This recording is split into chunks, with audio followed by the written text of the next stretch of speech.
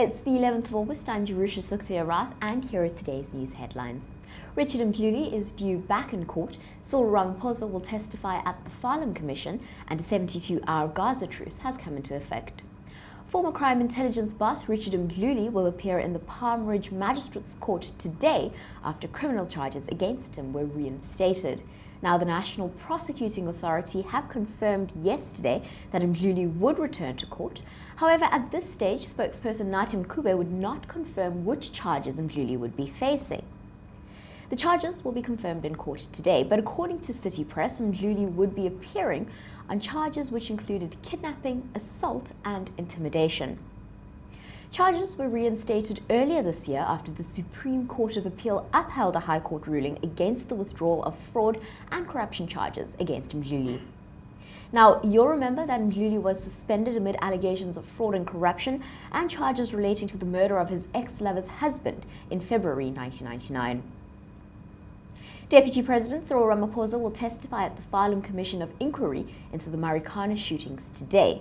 Dali Mpofu, speaking for the mine workers, said during the public hearings in July that Ramaphosa, a Lonmin shareholder at the time, used former Police Minister Natim Tetwa to exert political pressure on the police for the police to act against the protesting Marikana miners. The advocate read out an email penned by Ramaphosa as a Lonmin shareholder to fellow board members. Now, the email reads, "I have just had a discussion with Susan Shabangu, who was the then Minister of Mining, and she agrees that what we are going through is not a labour dispute but a criminal act." The email goes on to state Shabangu would brief the President and Mtetwa to act on the strike. The Commission is investigating the deaths of 44 people during strike-related violence at Lonmin's platinum mining operations that's in Marikana in August 2012.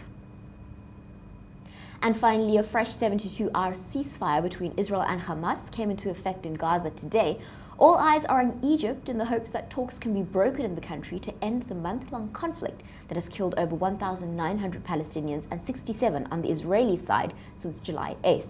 But minutes before the truce began, Hamas's armed wing claimed that several rockets had been shot at Israel, including one at Tel Aviv.